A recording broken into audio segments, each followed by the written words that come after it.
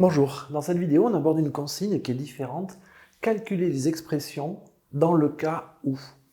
En gros, ça veut dire remplacer x par une valeur. Alors il y a des petites choses à savoir faire là-dedans, et ensuite je vous mettrai une vidéo d'exercice. Donc je vais faire ces deux cas-là à part, en vous montrant les petits écueils qui pourraient arriver, il n'y en a pas beaucoup. Alors, je vais commencer par la première. A égale 2x plus 3.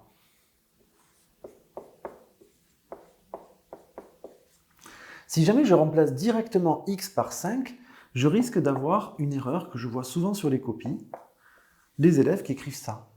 A égale 25 plus 3. Non, en fait, ça ne marche pas comme ça. Tout simplement parce que entre le 2 et le x, il y a une multiplication qui a été cachée, en fait. C'est 2x, 2 fois x. Si on écrit 2x, ça veut dire que le x, il y est 2 fois. Donc, ce signe fois doit apparaître ici. Si on veut remplacer dans une expression, en fait, si on veut remplacer une variable par une valeur dans une expression, on doit commencer par faire apparaître tous les signes fois qui sont cachés. Et une fois qu'on a fait ça, on peut remplacer et on peut faire le calcul. Donc 2 fois x plus 3, 2 fois 5 plus 3. Et une fois qu'on est là, on fait les calculs comme d'habitude, priorité aux multiplications, c'est-à-dire 2 fois 5, ça nous fait 10, plus 3, et donc on trouve 13. Bon, je ne pense pas que ça pose beaucoup de soucis. On va essayer de faire le suivant. Alors dans le suivant, on a une petite particularité, c'est qu'on a un x carré. Donc, qu'est-ce que ça peut bien vouloir dire cette chose-là? X carré, je l'écris ici, x carré en fait, par définition, ça veut dire x fois x. C'est tout simplement le nombre multiplié par lui-même. Par exemple, si x vaut 7, eh bien x carré, ça fait 7 fois 7. 7 au carré, c'est 7 fois 7, ça fait 49. Bon, eh bien à partir de là, il n'y a aucun souci pour le remplacer. J'efface.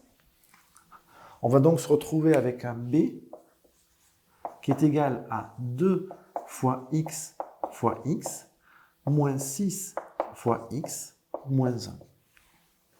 Au début, je vous conseille vraiment d'écrire cette ligne, après vous le ferez de tête bien sûr, mais au début je vous conseille d'écrire cette ligne où vous faites apparaître toutes les multiplications cachées, notamment s'il y a des carrés. Égal 2 fois combien? X est égal à 5, on nous a dit. 2 fois 5 fois 5, moins 6 fois 5, moins 1. Autre chose, vous remarquez que x vaut 5 à chaque fois où il apparaît. Parfois, certains élèves ont l'impression que le x il vaut 5 seulement une fois. Ça, c'est un peu la faute du professeur. C'est parce que souvent, on fait des exemples simples où il n'y a qu'un seul x. Et du coup, l'élève, il a l'impression que le x égale 5 ne fonctionne qu'une fois. Non, le x égale 5 fonctionnera à chaque fois que le x apparaît dans l'expression. Donc, je me retrouve avec ce calcul où il n'y a plus de x. Eh bien, je fais mon calcul comme d'habitude. 2 fois 5, 10, 10 fois 5, 50, moins 6 fois 5, 30, moins 1, ce qui va nous faire du 30. 50 moins 30, ça fait 20, 20 moins 1, 19. J'ai oublié d'encadrer celui-là. On encadre toujours les résultats. Voilà, donc là, nous avons été capables de calculer une expression dans le cas où x vaut une certaine valeur. Et la recommandation que je vous donne, c'est de faire apparaître d'abord tous les signes multipliés qui sont cachés, de manière à ne pas confondre un 2 fois 5 avec un 25, par exemple, ou alors de manière à savoir gérer un x carré. Je vous remercie pour votre attention et à bientôt. Au revoir.